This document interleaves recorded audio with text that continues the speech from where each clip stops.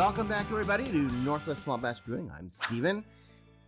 And today, I want to talk about sparging versus full mash, or full volume mash. So, let's get into it. So, let's say, I don't know if you saw my thumbnail for this video, but let's say you have a small pot. Now, I'm going to be exaggerating this, but if you have a small pot and you're trying to fit more water in it than it can handle, right? It's not going to work. So let's say 5-gallon pot. Or let's say you have a 7-gallon pot. Doesn't matter, 6-gallon pot, whatever. No matter what you do, after you soak your grain and boil that wort, you're not going to have, say, 5 gallons of wort left to make into beer. It doesn't hold enough liquid to be able to do that. So how do you fix that if you don't have a big enough pot? Well, that's where sparging comes in.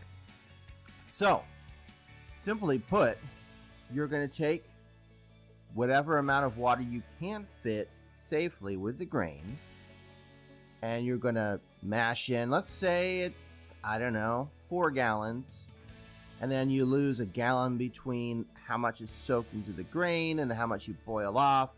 So maybe you're down to 3 gallons after you boil, right? That's not enough, right? You're trying to do a 5-gallon batch.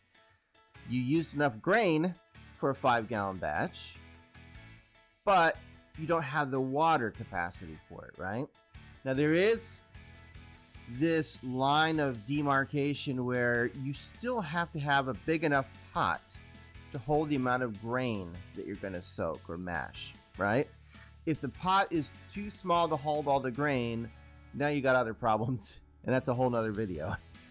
So there is a limit on how small pot you can go. It has to hold the grain, and you have to be able to soak it in enough water. Now there are calculators to figure all this out online. You know, how much water do you need if you have this much grain in this size pot, and blah blah blah, right? So let's get back to the examples. You end up at the very end of doing all this, you end up with, like, say, 3 gallons of water, or wort at this point, 3 gallons of finished wort. Now if you used enough grain, because you were planning on a 5-gallon batch, a super high gravity reading at that point, because it's going to basically be a concentrated wort. You're using more grain than you needed for 3 gallons of beer. So now you need to dilute it, right? You need to dilute it to get to the point you want to be at. So how do you do that? Well, again, there are calculators online. Look up boil off calculator, for example, and you can figure out that if you know after you're done and you're at 3 gallons what your gravity is at, you can then say, if this is how much I want, I want 5 gallons, I currently have 3 gallons, here's what my gravity is at. It will tell you how much water it will take to get to the gravity, the final gravity that you want. This is another conversation, but this is where efficiency comes in, because you may come in under, right? Or if you've got really good efficiency, you may come in over. Anyway, point is, you now have this 3-gallon pot of concentrated wort because you couldn't do all the water at once. So now you're going to dilute it to get it to where you want it to be, the numbers and the sugar content that you want it to be. Basically, in this case, you're hoping to add 2 more gallons of water and bring it up to 5 gallons total, right? So you have 5 gallons of beer at the end. So, the reason we sparge, why you pour the water over your grain, is because there is still sugars, right, stuck on those grains. Just because you pulled it out of the wort and let the grain drain doesn't mean everything came off of it. You can squeeze the bag all you want, you're never going to get it all out.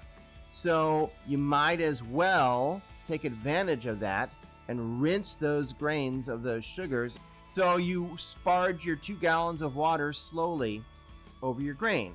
Now, if you can, an old trick is to take a spoon, kind of a big metal spoon or something, and you just slowly pour the water over the spoon and move it around. That will divert the water sort of better over your grain, right? The reason, because if you just pour it straight down, it's just going to go straight through that one point in the grain, and you're not really rinsing all the grain and getting all the sugar that you can. you're just going straight through one little section of the grain. So it is better if you can find a way to sort of sprinkle the water, however you can do it, over your entire grain bed, or not just one spot. So you can take advantage of rinsing as much of the grain as you can. That way you're not just diluting your wort to bring it up to the volume you want, but you're also recovering a bunch of sugar that's getting rinsed off. What temperature do you sparge at? I have done experiments with this when I used to have to sparge. I used room temperature water, and I used water that was up to 170 degrees Fahrenheit, and I got the same results. And Brewlosophy has done experiments on this and also has gotten similar results. So bottom line is, do your own experimenting, but from my experiments, it doesn't matter. You don't have to heat up the water. Now, of course, that's where the term hot liquor tank comes from. If you've ever heard that term, back in the day, you used to have a separate pot that you would keep your water at a certain temperature, just clean water, and that would be your sparge water. And for whatever reason, they called that a hot liquor tank. So you could keep a whole separate, container of hot water. People will heat up that water to your strike temperature and then drain off 2 gallons of water into a cooler, like a Coleman cooler or whatever. And then that will keep that water at your strike temperature until you're ready to sparge with it, or somewhat warm, right? So you don't have to actually keep a pot of water at a particular temperature, right? I used to do that. I used to bring it to 170 and hold it there and then sparge with that. I have a whole nother video. I'll see if I can find it, put a link in the corner for why you don't need to mash out. It's a waste of time for homebrewers. And why people mash out, meaning why do you rinse your grains with 170 degree water? Okay. Now, the other side of it is called full volume mashing, which is what I do. So if you have a big enough pot and a way to heat that much liquid, you can use your entire volume of water that you're going to need for your entire beer. Let's say I start with 7 gallons of water. I lose a gallon to the grain absorbing. Now I'm down to 6. And then I lose half a gallon for the boil. Now I'm down to 5.5 gallons, which is what I would prefer, because that extra half gallon accounts for the tube and stuff that ends at the bottom of your fermenter.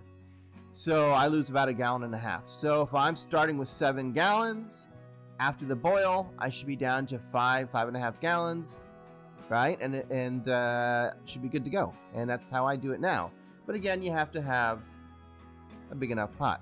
Anyway, I hope that helps explain the difference in what sparging is.